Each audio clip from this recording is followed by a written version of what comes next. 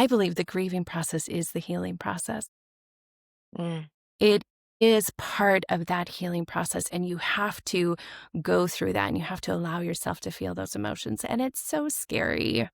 It's so scary. Terrifying. Ugh, and it's so exhausting, but it's so important, and you can heal. Yeah.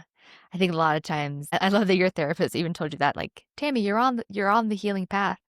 Because I hear that often is like this fear of going backwards. Like, I'm feeling so much pain, I'm not getting anywhere. It's like, wait a minute, no, the feeling is a part of the process. You being angry is a part of the process. That things get harder before they get easier because you have to step into that shittiness of it all. 100%. And Yes. it's not going to be easy. That is what makes healing so it's like the phoenix rising, that or the butterfly. Oh, there's so many metaphors. Turning into the goo before becoming the butterfly. Like there are so many ways we could describe the process that there's I mean, I look at my own parenting, even the grief and the hurt of what my kids had to experience vicariously, that you have to be with all of the pain that came with the pain of the story.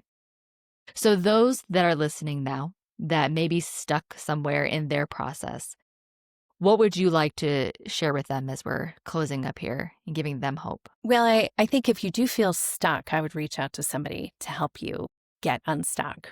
Or sometimes you feel stuck and you're actually not. A lot of times women feel stuck because their partner is not doing the work, Mm, but they're actually not stuck. And so getting great clarity point. about whether or not you are stuck or you're not stuck, I think that's part of it. But also looking at it, we talked a lot about the pain today because it's real and it's true.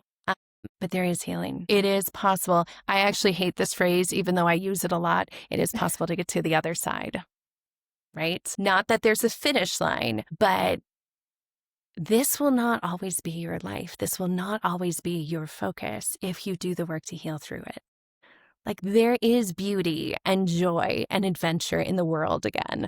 Like there is life beyond this where it can be good and beautiful. And in fact, you can come out of this a stronger, better version of yourself than you ever were before.